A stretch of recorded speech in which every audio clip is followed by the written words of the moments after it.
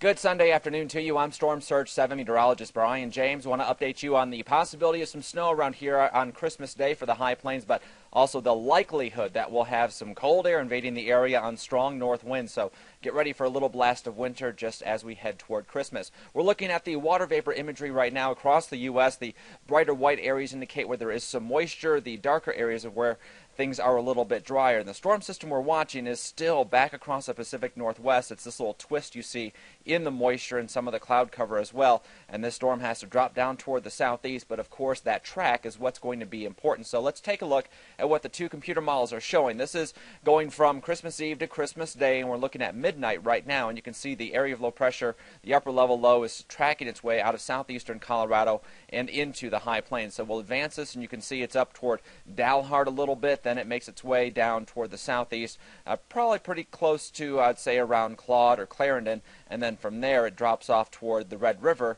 across southwestern Oklahoma. So in terms of the track, it pretty much goes from here down to about here. And you can see that track would take it a little bit farther north. Now, that's one computer model. The other computer model has been consistently showing up that storm farther south, and I think this is the one that's a little bit more likely to happen as well.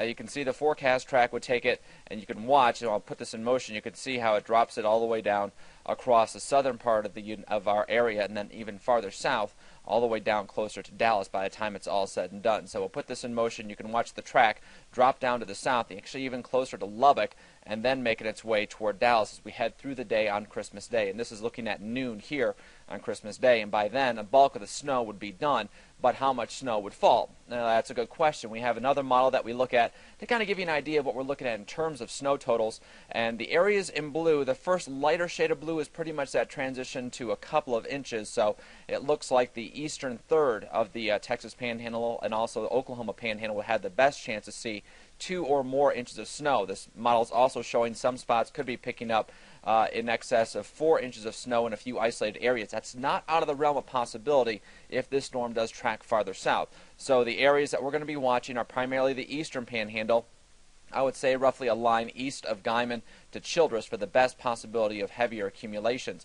Here in the central Panhandle, a dusting upwards of an inch or maybe some isolated 1.5 inch type totals in the central Panhandle, enough to cause some problems on some of the area roads. But the other thing to keep in mind is that we're going to have some strong north winds, north about 20 to 30 miles an hour, a few higher gusts, so a lot of the snow is going to be blowing around, and if the snow comes down in a little heavier burst, we could have some, at times, reduced visibility down close to 0. Keep that in mind if you do have travel plans for Christmas Day. Also, if you are heading east along I-40, keep in mind that across western and central Oklahoma there could be some heavier bursts of snow, and that's where the model's showing some of the heavier snow totals being. But there's also the possibility of cold air, and you can see on this is looking at surface temperatures.